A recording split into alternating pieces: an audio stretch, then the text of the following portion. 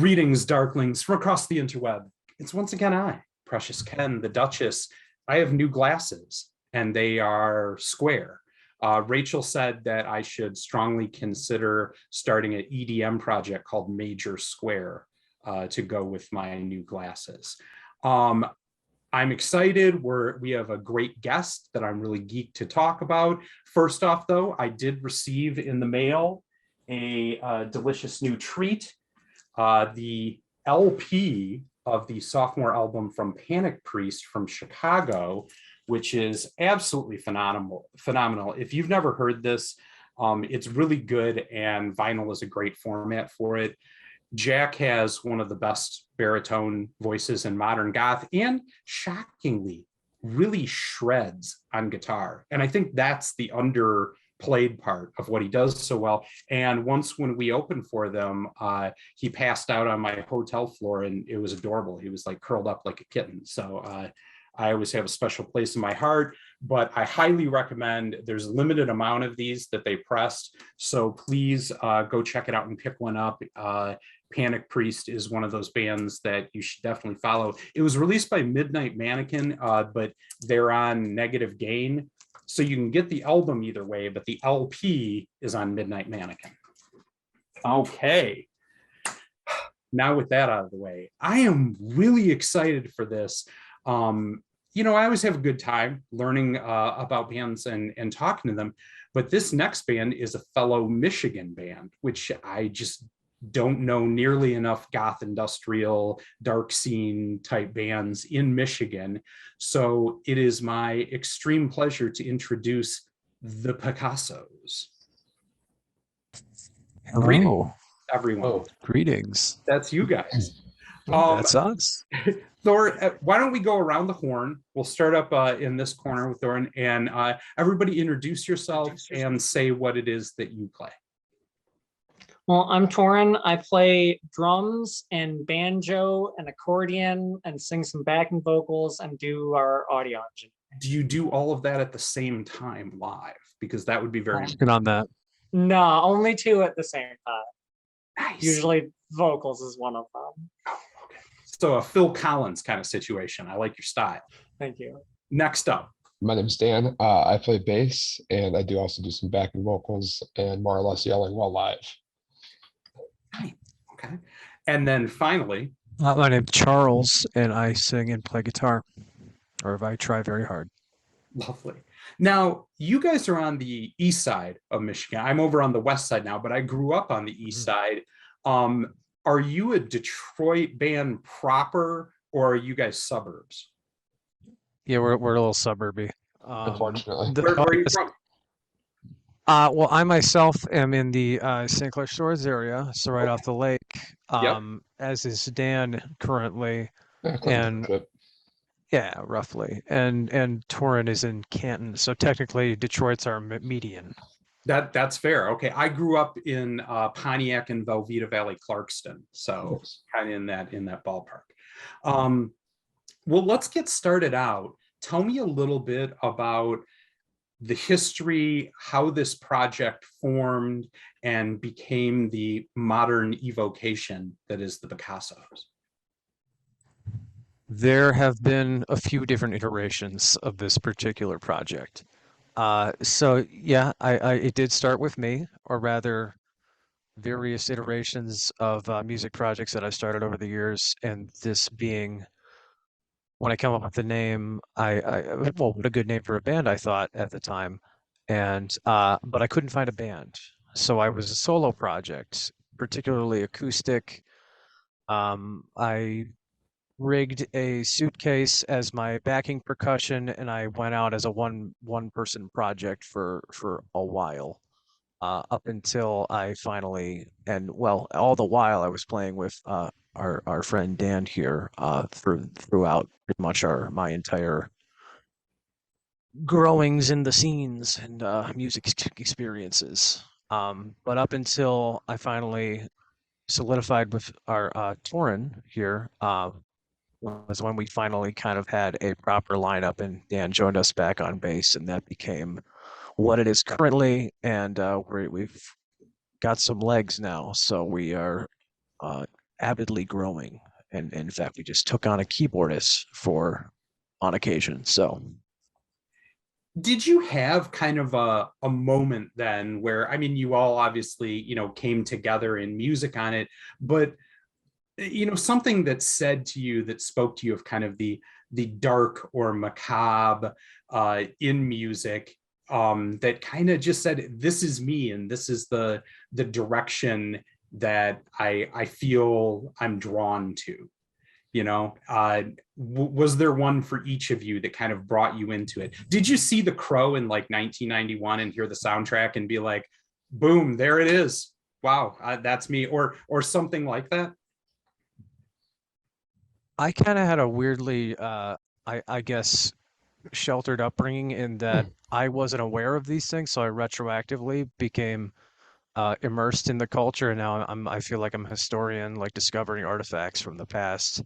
But I do have a very vivid reminder of, I must have been maybe 3 or 4, having my parents play the Phantom of the Opera soundtrack on the stereo, and being terrified and thrilled at the organs. So I think that might have been the seed that planted I like that, and I can on that definitely long hear journey.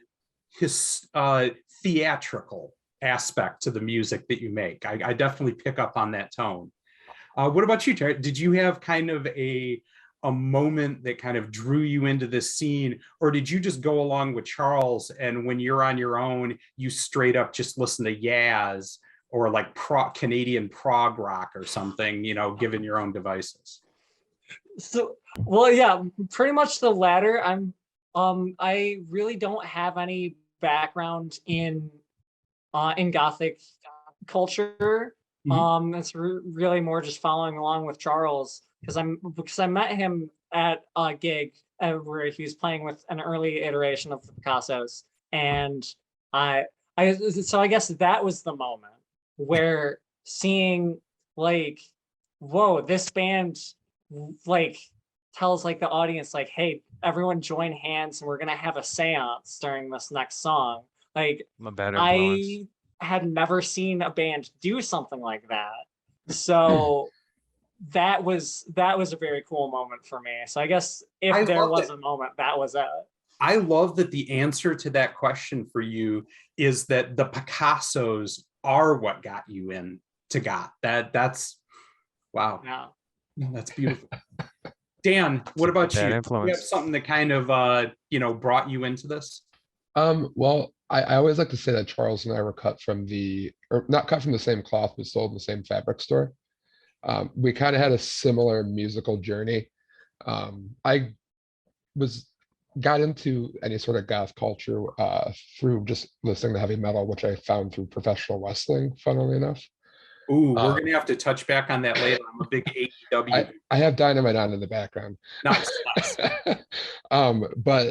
So I was also raised extremely Catholic, so I needed to rebel pretty hard. And what's better to rebel than Ouija boards and like Cradle of Filth was one of my favorite bands in high school. Oh, okay. So I kind of fell out of that. I went to college and got really political and then found punk.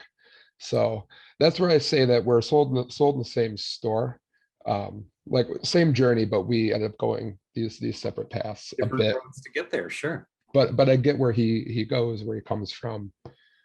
So that definitely helps with the band. So the album that I spent a lot of time with last night and published the review for, which I recommend that everyone go check out, but is Exhumed. And I really love how eclectic this was, that from song to song, there were big changes, but even within songs, there were a lot of, I don't know, like murder ballad stuff. I heard a lot of Nick Cave, some Violent Femmes, a bit of like flamenco and kind of like Latin influence in a lot of the guitars and things like that. And it all just swirled together into this beautiful miasma. And I was captivated by it. It was great. And Murder by Death, that was another thing that sprung to mind when I heard it. And I think when I hear that many moving parts, when it comes into something cohesive, I feel like the individual contributors are all bringing, maybe something a little separate to it. So when you say metal, that kind of was an aspect that you brung to the table, what were some of the early ideas that you were trying to capture when trying to blend this into a chaotic cacophony of sound that somehow made sense? Well, and thank you for that. Or I think we're a little dumbfounded. That was a frankly. review slash question mixed together. Do you see how I did that? We love it. We love it. It means so much. Um, I mean, I think it stems from the huge world of influence that all three of us share and deviate. So there's a lot of like, Tora and I really vibe on the Decemberists. So there's a deep folk background, and Dan and I have a lot of influence in like Anti-Flag and AFI. So there's a lot of that kind of punk rock attitude in certain aspects. But primarily it comes from the world of theater and monster movies and all of those I guess very visual aspects that I try to invoke in the lyrics, in the imagery, in the instrument choices, things like that. So I think that is very much trying to create everything is its own world, and keeping the listener guessing, hopefully. Now, I haven't got to see it yet because, and we'll talk about this a little bit more, the Skull Festival coming up when we'll get to play. But your live show, paint a little bit of a picture for me and kind of tell me when, you keep going back to this theatrical aspect to it. How does that bleed over into your live show? And do you do a lot of kind of imagery or set piece when you're playing live? Well, I think we're trying to bring that in more and more. And Dan and I met in theater, community theater, no less. Ooh. So that is very much telling in our historic, I guess, frame of reference. And actors bringing, or backstage folk? I was a bit of everything. Oh, nice. But I think he was. I was an actor typically. He was an actor. Yeah. I have a lot of love for that sort of interactive theater experience. I think a huge influence was going to see my freshman year a production of Sweeney Todd at the Detroit Opera House, in which all the actors played their own instruments. So that was like kind of I guess you can call that an epiphany moment as well, when you're like, wow, they're performing the character and they're playing the violin, and they just turned that table into a coffin. And now their head's cut off. So that's like inspiration in itself. So definitely something that we do try to bring live, if not with the ability to bring full on sets. We're working on that. But our most recent endeavor, we filled the stage with candles. We tried to get the audience to take a candle, and I think this was actually Dan's idea, was that they all in fact take candles and join us in a communal seance. Ooh. And as we get the audience involved in the piece of music as well. Listen, as we were walking up to play, I was like, hey, have people grab the candles for the seance part. And it's like, fortunately inspired. We remembered and went by it. So genius. It worked. I think it looked pretty cool. I love that full audience involvement, kind of aesthetic to it. I did an interview a little while back with Christian Death, and Valor was kind of saying their first show in LA, his big thing is he wanted to create taste along with the sound experience, and he made a buffet that he laid out in front of the stage, and then people would eat it while they heard the music to have a smell and taste experience with it. And I was like, that is the coolest fucking thing I've ever heard. I think Charles did one sell pumpkin muffins at the merch table. Yeah, I think a few times. That was the intent. Yeah. Trying to capture all five senses. We want to be the five gum of bands. to stimulate all your senses, to light some incense, have a pumpkin spice muffin, and experience the sonic equivalent. So tell me a little bit about what is the goal, or where the Picassos, where you want to be with it. If we did this interview again 1 year from now, and I got you all back on the line, what kind of things do you want to be talking about 1 year from now that you've done with this band? We certainly want to get out on the road and start seeing more cities than just the Detroit area. Sure. So to Kalamazoo, you can come here and play with us. Hell yeah. We would love to. Scott scene. I'll hook you up. Nice. Yes, please. Yeah. I mean, I think we'd like to also, pat ourselves on the back for an album, hopefully. Yeah. You should. It's a great album. I really for there's something else. For the next one. Oh, for the next album. Are you already? Because we are hard at work. In fact, this is very much the prelude to the full album, more or less. Nice. Yeah, Exhumed really isn't like a full album. Sure. It's really more a collection of what where we've been so far. In order to like kind of finally take this full step towards like a full album. So that's what's coming next. Is there anybody that you're working and recording with, or are you doing it all in-house by yourselves, DIY? All in-house. Nice. That's my job. DIY till we die. I like it that you got to keep it punk. You got to keep it punk out there, even when you're playing goth. That's that punk ethics for sure coming through.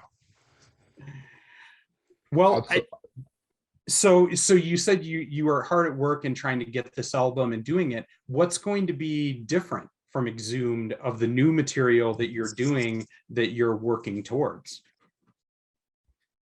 Well, yeah, please. If you're impressed with how much Exhumed bounces around from idea to idea and sound to sound, just wait till you hear the album. But absolutely cohesive. Yeah, which is it is. Yeah. Every like you doing the songs individually, you're like, how is this gonna work? And then listening back, you're like, oh, that's how. That's exactly how. Because of course it's gonna work. Because Charles is a mad genius. And I rarely plan things in advance, but it's kind of like a hindsight. That stuff just starts falling into place. And I think it's going to paint a picture of, well, we've been lovingly, in the working title, and it's not really the title, but we've just been calling it Dark Ambitions, because it's a very ambitious project that we are trying to overtake here, and it's a lot more than the 9 tracks that you get on Exhumed. Yeah, wonderful. Yeah. All right, now I'm gonna throw a curveball here. And we're going to do a quick, because I don't often get Michigan bands that I get to interview here. So we're going to do a how well do you know Detroit quiz. Starting off here, a very important question, because I heard they were closed down today. Lafayette Coney or American Coney? 2 a.m. I've been to the Lafayette at 2 a.m. Haven't for a while, but I think I'll take that experience. Lafayette. I've never been to either one. I know, I'm bad. I would actually like to eat closer to home, so I usually ended up at the National Coney Island in Roseville. I mean, that's fair. It's not bad. It's not bad. Because it was 24 hours as well. Punk answer. Or IHOP. We used to go to IHOP a lot. Ooh. Do you have a final answer on this question, Taryn? I do not. I think I've eaten at one of them once before after a thing at work, and I don't remember which one. The correct answer is Lafayette Coney. American Coney is bullshit. Just, there was a right and wrong answer to this question, and it was Lafayette. That is correct. Okay. what is your oldest live show experience in the scene that you saw in Detroit? Somebody you saw, whether it was at Smalls or City Club or somewhere else, that was a important musical venue or date that you saw? Well, I snuck into a She Wants Revenge show at the Loving Touch. They weren't charging door by the time I got there, so I just kind of wandered in and caught the last song. Wow, nice. Never Very. forget. Yeah, yeah. I once snuck into Smashing Pumpkins Hmm. in Detroit on the dessert cart hanging underneath it, and like got in Blues Traveler style and just went into the general admission show that was sold out and kind of got lost in the crowd. So that actually works. A little buffer for you there too. Yeah. What about you, Wow. Dan? Any big, influential moments in your history in Michigan of shows that you saw or bands that you saw? I think a big turning point and um, what I realized local music kind of was I saw a Masked Intruder show at the Smalls with Direct Hit. Yeah. Still love both those bands, but I happened to catch Some Uncoordinated Bastards, who we later played with a few times. Yeah. And the Randy Bastards, who are also fantastic. So that was really cool. And I was like, oh, there's all like, because I was used to playing the Ritz and just these kind of places with like the Nothing dad rock like it. bands, like the just like not quite We dare shows. not say. So seeing that and realizing, oh, there's a whole thing down here, I kind of opened a few doors. I met quite a few people, and that kind of just helped out a lot. What about you, Darren? Well, there's a band that we actually played with earlier this year, Two-Way Petting Zoo. They're also locals to Michigan. That they yeah, they're really great. They're like I guess like emo and fun at the same time in a weird way. And hey, you can be goth and fun, you can be emo and fun, it happens. Yeah, and they're but they have a weird way of like, and I mean weird in a very good way. Like they just have this really interesting way of kind of melding together kind of songs with like a strong emotional core, even if it's like a nebulous emotional core, it still like hits, while kind of bringing in like a sense of humor and a sense of not taking themselves seriously. And that I just absolutely love and I really respect it. And they're super cool guys too. Like we've played with them again and I've seen them a couple You'll other have to send times. me a Bandcamp link and I'll make sure to put it in the interview, linking that in, give them a shout out. Yeah, Sure. Not sure if they have a Bandcamp, but we can check. Find out. Final Detroit street cred question. Have you ever had your car broken into at Harpo's? Oh, not Harpo's. In the Harpo's parking lot specifically. Oh no. Your glass shattered in your car. Fortunately I've not never- there. I don't think we've ever been to Harpo's. If you're going to consider yourself like a East Side Detroit band, you should really think about parking at Harpo's, possibly getting into a bar fight, and definitely having your window broken and your stereo taken. I already did that at PJ's. Oh, actually PJ's counts. Like that's legit. I just went there to go see Black Rose Burning, and no, that counts. That's definitely Friday the 13th. We had such a good fucking night that night. It was such a good night, and I walk outside, and my car windows just smashed out. And it was November. It was cold, and I had a 45-minute drive home. I was so angry. And they took nothing. They took a backpack. That's always the best. Great. Yeah. Wasn't that the same day that my car battery died? It did, yeah. It Charles died had to give me a before. It was Friday the 13th. It was a Tuesday. Yeah. Right. No less. So before we jump into talking about what other things that we're listening to, tell me a little bit about what inspires you in this sound? Because like I said, I think it really is unique and very interesting in how it comes together. And I'll say, Charles, I feel like especially like vocally for you guys, when I hear it happen, it almost feels like you're going to a trance place, like you're kind of out of your head. And there's kind of, when you mention a seance, kind of a chaos to the music of, this isn't 4/4 in time, whatever. The edges are loose. And what is it that you guys are kind of doing to prep yourself or get yourself in that state? And what are you trying to convey to your audience? Well, during the writing stages, I generally do kind of mimic the atmosphere of a seance in that I'm sitting in a dark room, usually with a couple candles. And that is usually exclusively how I prefer to write if I do at all. Do you do And magic, bro? I'm sorry. Do you do magic, bro? Are you into I was as a child. I had a couple magic kits. And I'm a big Houdini fan. I'm sorry, I meant So more sorcery than magic, I oh, suppose then. a little In bit a of spiritual sense. Wicca, a little Okay, bit of Wicca.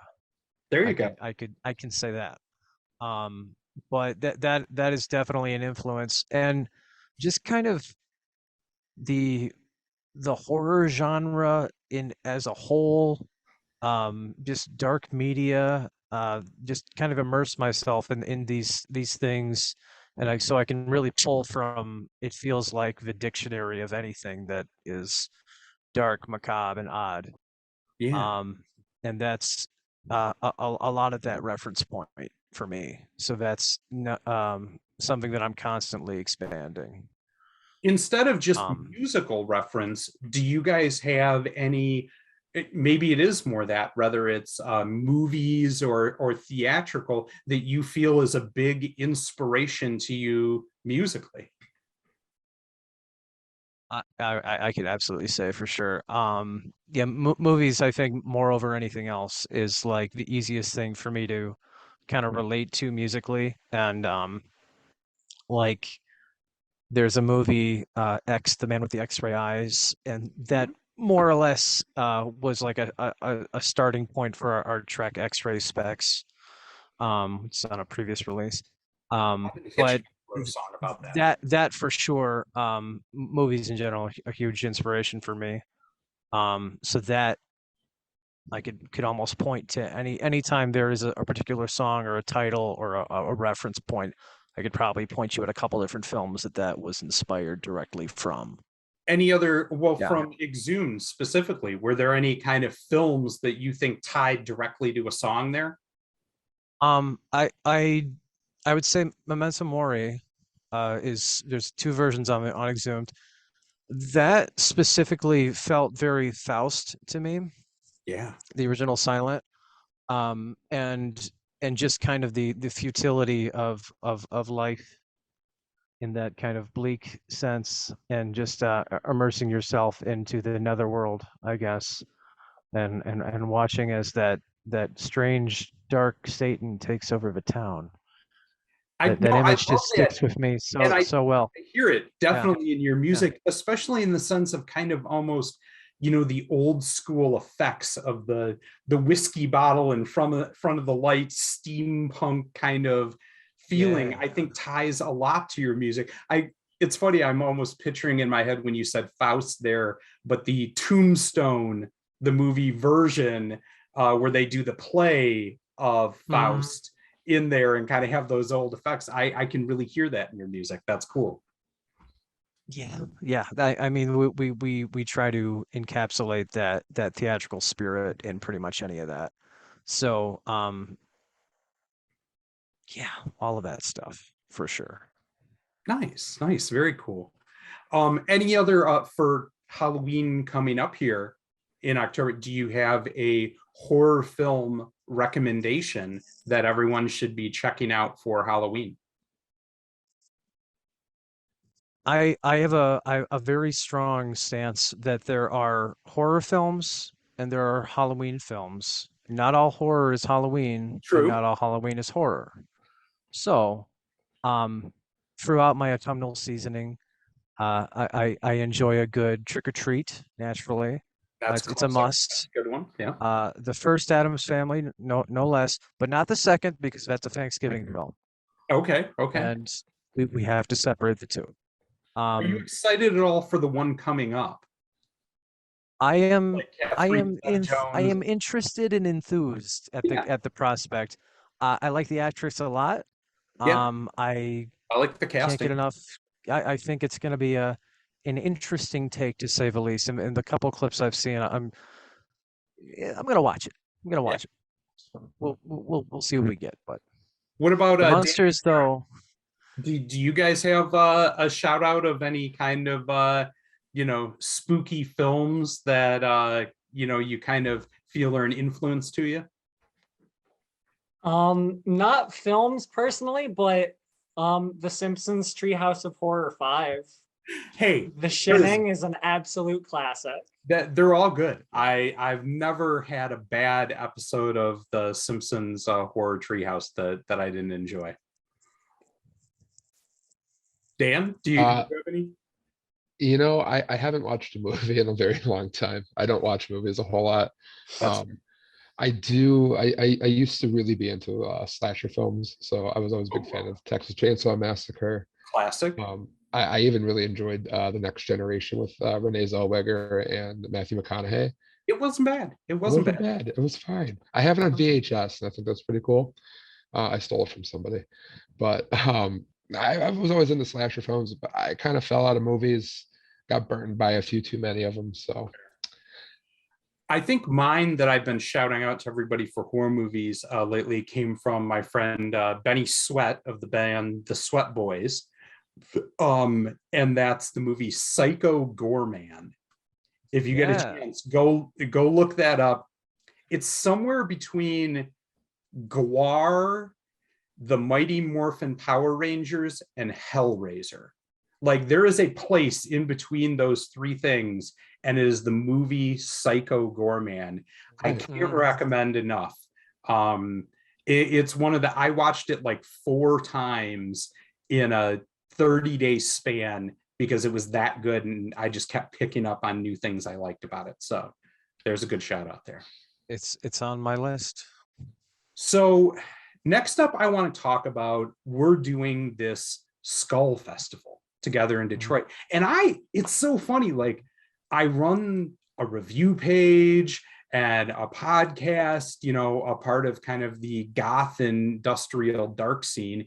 And here in my own backyard, I found out about this festival late. And then we're going to play it with Amaranth with you guys. And I'm so excited to play with you. How did you guys get to be a part of it? And tell me some of what you're excited for on this. I know some other friends of ours like Schedule 4, VASM. I know the night that we're playing, Wingtips is playing, which I mean, Yes, great friends and just awesome, incredible people. Always fun to play with. Tell me some of why you're excited coming up for this show. Well, I too found out about it a little behind schedule, unfortunately, but I guess fortunately because we just made the cut on that Sunday, which happenstandly was the same date that you guys get to play. So, Yeah. an excellent happy accident.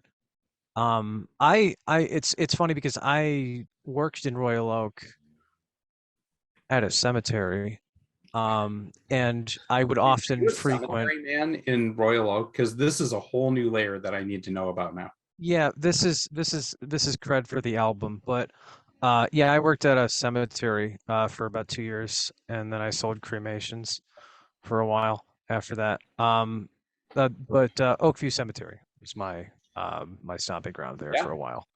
So, but I would frequent Noir Leather, so I'm well aware of the store, and I always wondered, oh, you ever gonna put on any events here? And it just so happened that I guess I checked the page the right day to find out that, oh, in fact, we're doing a whole festival. And I was ecstatic to find out who to message for it. So we just made it.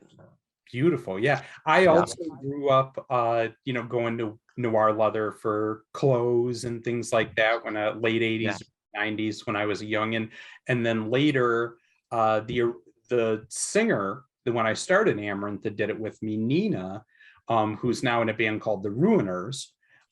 She used to model and work over at Noir Leather when we were kind of coming up and doing Amaranth. And so getting to come back and play there it's a special place in my heart. It's something I never actually got to do. So yeah, that's I'm very excited, and I'm stoked for this festival. It's going to be over the weekend of November, I believe 18th, 19th, and 20th.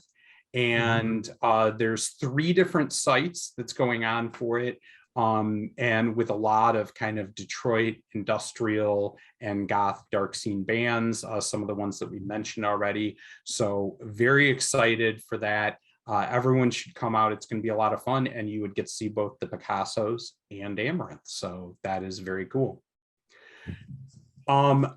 Now we have come to the point in the interview where I always like to hear, because we're a music review page first and foremost, and especially you guys that seem to have, as I said, just such kind of wide branching eclectic interests for it. I want to go around the horn one final time and have you tell me something new and fresh that has you fired up, that you're listening to, that we can give a shout out to.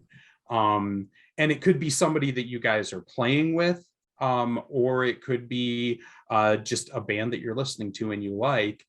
Tell me about someone. Let's start same order we did before. Theron, give me someone. So this is going to be a little left field, and also not recent. A while back, I discovered the first Counting Crows album and didn't listen to anything else for 2 months. I mean, so I don't know if you knew this, but like tying into goth roots, Counting Crows started out as a Cure cover band where they, like Adam just dressed up in the full Robert Smith thing, and they started out in California doing Cure covers at the beginning of their career before they branched off and did their own thing. So I mean, Counting Crows is goth. What else? Qualified. Dan, what about you? I also haven't been listening to anything new. I'll count it as new. Anti-Flag just re-released a anniversary album of the first one I actually purchased. I downloaded illegally all the other ones, but I purchased this one. So they re-released that. So I've been listening to that a lot. But my buddy Derek of the Homeless Gospel Choir just released a new album. I have not dove into it yet. Been waiting for the time for that, but I'm very excited for that because he hasn't put out a bad album yet. Nice. That sounds very cool. Also, when you're talking modern punk rock, just last night over in Detroit, Idols played. And to me, if you're talking about bands that are like 2020s that are doing truly the punk rock ethos of capturing it, to me, Idols are one of those bands that, like, they have the piss and vinegar, baby. Like, they have the teeth that really reminds me of the spirit of old school punk rock. So that maybe if you haven't checked them out, I have, and for whatever reason I forget about them a little too often because they really are one of the best bands I've heard in modern day. I love Idols. I don't think they've put out a bad album yet. Yeah, very cool. All right, Charles, we're around the horn to you. What do you got for me in the modern things you're listening to? Yes. Well, we just played with our friends in Vasm, and they're putting out amazing stuff. Like it seems like every day. Yeah, love them a lot.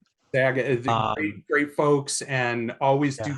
You know, the thing I really love about Vasm is that there's such a thing now in the goth scene to throw back to the 80s and do, you know, Bauhaus, post-punk Joy Division, you know, Sisters of Mercy, but not enough people throw back to the 90s. And to me, that's what I love about Vasm is they have that like filthy, slushy shoegaze mixed with goth. And I just don't hear it enough. And they just capture and nail that sound. Oh yeah. Such a lush tapestry that they're kind of painting with that. I've been really digging into what have I got? Oh, Black Angel put out some good stuff recently. Yeah, yeah, I very. like them a lot. We did an interview with them not long ago, and Right. they actually just put another single out. But just great guitar work. I really love Yeah. like, Black Yeah. Angel kind of puts the rock back in Gothic rock, like rock first, goth second, which is inspiring in an age of kind of dark wave, trance wave, like all this. No, Mm. they just straight up match shreds. It's impressive stuff. I've also come across an artist who somebody actually recommended to me, Silas J. Dirge, I who don't know. is not, it's more of like a kind of dark folk, Ooh, which cool. is a little more blood tissue with us, I guess, on occasion. And in effect, I thought they might have been local, but it turns out he's from the Netherlands. Oh wow, So very cool. not coming back here anytime soon, but they have put feet in Grand Rapids at one point. So I am trying to bark up that tree to get us Oh, together at some point in time. nice. Um, and then uh, other than that, I've been listening to a lot of like Black Audio just put out something, and I'm a big AFI fan, so that's like huge on my radar. Um, but you want to know a weird 90s throwback? So there's this band called SPF 1000. I don't know if you've heard of them, but I've you heard of might, sunblock because that's what I would use with my Gaelic yeah, challenge skin. which is of like kind of an obviously great band name for like a dark band that like why wouldn't you Yeah, use why that? hasn't someone done that before? Right. But they have in 2002. This is a they only put out a single record that I can find online, and their claim to fame, and maybe I'm doing them a disservice, but they have the track from the Grim Adventures of Billy and Mandy when Grim joins the Bullies band, Purple Filth. They do that song. It's Is called that The like a Darkness. Nickelodeon show that was after my time? Cartoon Network. Cartoon Oh, Network. cartoon. But Okay, yeah. some people might get A the lot reference, of but people would. it's I don't know if I'm yeah. 45, so I kind of maybe that like happened after my time. That's I'm finding stuff like I'm just now getting into Adventure Time. It hits at different times. But SPF 1000, they have a single record, and it's the shit. It's got like a lot of that kind of Nine Inch Nails grime to it, yeah. but obvious influence from like Mortis and Manson and all that stuff from that era. But I'm kind of shocked that they didn't like get any more leverage in that. But that's a band that I've been trying to rediscover, I guess. Did you go see Mortiz when they played in Detroit this last time around about a year and a half? Uh, I there was some conflict. I couldn't make it, but I was really I was bummed that I at didn't that get a show and covered it chance. and interviewed. I'm like, maybe I would have already met you. Dang, Charles. That's ridiculous. Ah, He was a very cool interview, by the way. Just a really interesting, yeah, I'm sure. not at all what I expected. Like he was very much Yeah, like a Tolkien nerd, but like quiet and chill that about it. that, It that makes tracked. sense, Once it happened, and that's but at the time that's I went great. in waiting for him to be like, Yeah. some like intense metal dude. No, he was all like, yeah, no, it's absolutely fabulous. We're out here playing music. I really like elves and shit. I'm really like intense for elves, and That feels correct. I would actually be disappointed if it was anything but that. So all excellent. right. Two things before we wrap up then. Number one, other than the show on November 20th with us at Noir Leather, do you guys have any other shows coming up that people can come out and witness your greatness? Woo. Let me pull up the old calendar. Yeah. We got something coming up this month. In fact, we've got September 17th, Saturday of a Tangent Gallery. We're doing a benefit for Detroit Alley Cats. So What's it's the a benefit? live. It's for live cat adoptions. In fact, and it's put on by our friends in Punks for Paws. So that's, cats are close to our heart. So that's definitely something that we're happy to be part of. We have a 4-cat family here. Just got a new kitten. Oh, Actually, wonderful. we're gonna have to add an Wow. extra question in. I'm gonna go around the horn real quick. They're pets. Nope. No pets. Dan, pets. I have 2 cats. 2 cats. What are their names and what do they look like? uh, my oldest cat is my wife's cat. He is 18. And his name is the Dude, and he does abide. And then my Does cat, he drink White Russians instead of little bowls of cream? he is a White Russian. No, he's an orange cat. And then I have a black cat whose name is Mo, which originally was Mozart, but he is a Mo. Important bit. Real. But he's about 9 or so. But yeah, no, they're good boys. Charles, pets. I grew up with a lot of dogs, but my partner and I are now the proud parents of 2 very good boys, Dexter and a Spectre. Nice. Tell me about Dexter and Spectre. What do they look like? They are gray tabbies, and they're just wonderful boys. They look like brothers, which is really funny because they were adopted at different times. So, but Congrats. yeah, I am their proud papa. That's awesome. I got sidetracked there. I get excited about cats. Yeah. So last thing that I have for you guys is whenever we do the Sun Shows interview here, we spin out to one of your tracks. So of the album Exhumed, which track, if someone has never heard the Picassos before and you want to give the true essence of who you are, what is the track that you want to spin out to and share off the Exhumed EP? We're all gonna have a different answer. Sure. See, that's actually fun. I love doing that. So instead, Yeah. though, I want to go 1, 2, 3 and have you all answer at the same time to see if the answer is different or it's the same. 1, 2, 3. Scarecrow. Ripper. Memento Mori. Hell yeah. Wow, it really was completely different for everybody. That's beautiful. Can you come to a consensus, or do you need me to pick what my favorite track was? You pick. I think we love you to pick, honestly. Okay, We'll never agree. I did the review last night, and I said that my favorite track off it, what did I say? It was Smoke and Mirrors was the one that I picked, really stood out to me. And I think for different Solid choice. reasons, but I think that one, what I really liked about it is it took everything I was enjoying from you guys stylistically and kind of mushed it into one song. Like it was kind of all the high notes for you of kind of the twanging guitar, the kind of off-kilter vocal style that was a little bit, runaway railway car, and it kind of had it all. And so I think that's, if it's left to me to pick, we're going to go with Smoke and Mirrors. So from us here at Sounds and Shadows, this has been wonderful talking to the Picassos from Michigan, and this is their song, Smoke and Mirrors. For all of you out there in interweb land, keep it dark, y'all.